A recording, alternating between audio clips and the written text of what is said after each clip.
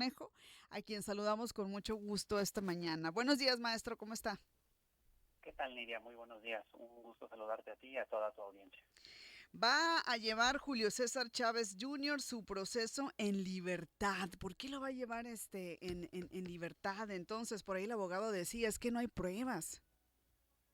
Sí, justo el problema y la razón por Ujú. la que el sistema judicial fue reformado es precisamente para combatir este tipo de libertades condicionales tan frecuentes en el sistema de antes. Si bien lo dejan seguir su proceso en libertad, es bien importante que se sepa que se tiene una restricción para salir del país y se tienen aproximadamente 3 meses para que la Fiscalía General de la República complete el resto de la investigación, para que hagan más sólida la carpeta y que si se logra acreditar que de los delitos que está acusado, entre ellos es pues participar con grupos de la violencia organizada, pues ya se le pueda seguir un juicio y que sea detenido de nuevo. Pero por ahora, pues estas libertades no son la excepción, sino eran la regla en el sistema de antaño y es un poco lo que está pasando ahora mismo. Bueno, entonces lo va a llevar en libertad. ¿Cómo se garantiza que no va a salir del país? ¿Qué pasa o cómo es que se estructura todo el sistema de tal forma que no podría él salir de México? Bueno, una de las medidas para inhibir esto es que cualquier libertad condicional está sujeta a que se reporte, a estar constantemente firmando con cierta periodicidad y también, evidentemente, en los puertos de salida sus documentos de identidad y sus datos personales también están pues siendo boletinados para que él no pueda salir con facilidad del país. Lo que sí es completamente posible es que ha habido casos en el pasado, no específicamente de violencia organizada, en donde es relativamente sencillo evadirse y salir del país. Afortunadamente, una de las alternativas que esta persona tenía, que era ir a Estados Unidos, ya no es posible, dado que precisamente por delitos migratorios es que se le deporta y lo entregan ahí en la garita de consigna, en donde tú bien sabes que entregan a la mayoría de las personas que vienen de regreso de México a Estados Unidos, y esa es una de las maneras en las que pues se puede inhibir un poco que pueda evadirse hacia Estados Unidos, sin obviamente mencionar que las autoridades estadounidenses también colaboraron en que pudiera regresar a México y pudieran seguir colaborando en ubicarlo y detenerlo si fuera necesario. Bueno, pues ahí está, qué interesante todo esto. Ahora, la defensa que encabeza, pues el abogado, tengo entendido, Rubén Fernando Benítez, sostiene que no existen pruebas directas. Él hablaba sobre anécdotas, sobre especulaciones, sobre historias urbanas, es decir, decía él que no existen pruebas sólidas. ¿Qué opinión le merece esto? Sí, jurídicamente eso puede ser un poco complicado, dado que el propio padre de esta persona incluso da fe o en sus dichos afirma que conoce a personas que están en grupos de la violencia organizada, pero que solamente les conoce y que no más. Eh, Desvirtuar esas propias declaraciones de la familia va a ser un poco complicado, pero jurídicamente, más allá de que se diga que hay anécdotas, pues existe también evidencia fotográfica de que cuando menos Ujú. hay un cierto tipo de relación con la violencia organizada. Lo que puede ser un poco más difícil, sobre todo por los delitos de los que se le acusa, como la participación pues en agresiones a personas de este propio grupo o en agresiones en lo general. Eso sí puede ser un poquito más complicado y es precisamente parte de la estrategia, junto con las violaciones, posibles violaciones que hubo durante el proceso de deportación y las violaciones a sus derechos humanos, como que se le mantuvo incomunicado. Así que pues habrá que ver exactamente de los delitos que se le acusa, si se le puede acreditar, pero indicios fuertes existen, cuando menos para poder acreditar jurídicamente una relación entre estos grupos y esta persona, lo que Ujú. valdría la pena ya hacer desde la Fiscalía General de la República es tener elementos sólidos, y sí, porque cotidianamente, y a veces esto es complicado aceptarlo, es en esta parte de la cadena de procuración de justicia que Claro. casos pueden debilitarse o rotundamente pues caerse, y esperamos que la Fiscalía y el Ministerio Público hagan su debida labor. Ahora, la siguiente audiencia se supone que tentativamente se va a llevar a cabo el próximo 24 de noviembre. ¿Qué no debe de hacer Julio César Chávez Jr. de aquí a ese momento? Porque luego sabemos que tiene un historial, por lo menos en Estados Unidos, lo han detenido por conducir en estado de ebriedad y otros problemas, pues altercados que por ahí ha tenido. Entonces, ¿qué no debería de hacer de aquí a esa fecha, por lo menos?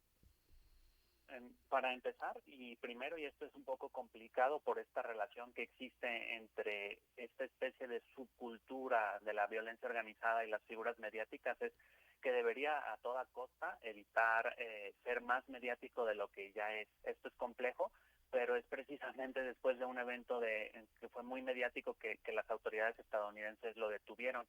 Y en segundo lugar, evidentemente, más allá de las declaraciones públicas que haga o no, lo que deberá evitar a toda costa cualquier persona que esté acusada de un delito y tenga su libertad condicional, pues es respetar la ley, es no dar la apariencia de que quiere evadirse de la justicia y por supuesto sujetarse a los términos de su libertad condicional. Si no se presentase ante las autoridades cuando tenga su audiencia, o si se presentase solamente representado por sus abogados y él no decidiera presentarse, pues obviamente también dará la apariencia de que es una persona que más que enfrentar este juicio está intentando evadirse de la justicia, y eso definitivamente no ayudaría a su causa. Aunque en realidad, más allá de defender a una persona o no, lo que se busca aquí es saber si una figura mediática pues ha colaborado con estos grupos, y creo que tú y yo sabemos muy bien que la subcultura que se ha creado alrededor de la violencia organizada en México no ayuda a la construcción de paz, al contrario, la hace mucho más difícil, y hay que cuidar que eso deje de suceder, que comencemos a tener otras referentes y otras figuras culturales que tengan otro sentido, Claro.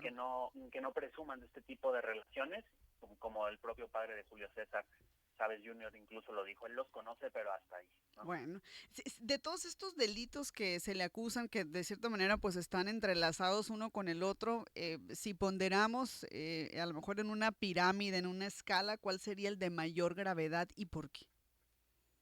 Pues probablemente la violencia física y las acusaciones de tortura y de Ujú. el haber castigado de algún modo o reprendido a miembros de la violencia organizada a instancias de otros. Wow. Para empezar, el que haya cualquier tipo de colaboración de esta persona con el grupo de la violencia organizada con el que se le acusa ya lo convierte en copartícipe y en accesorio de otros delitos que podrían ser mucho más graves.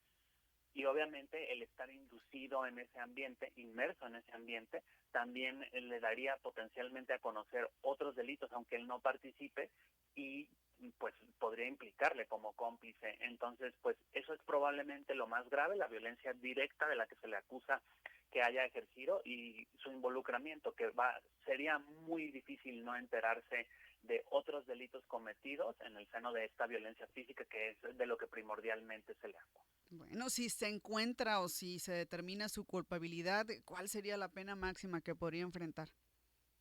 Pues probablemente entre al menos 10 y hasta 35 años de cárcel. Esto depende muchísimo si los delitos de violencia física de los que se le acusan pueden constituir tortura, y también si se comprueba que las personas a las que dañó, por ejemplo, pudieron haber fallecido, no pudieron haber recuperado su salud, y lo más grave que si es que se comprueba que se hizo a instancias de personas que estaban en la violencia orgánica.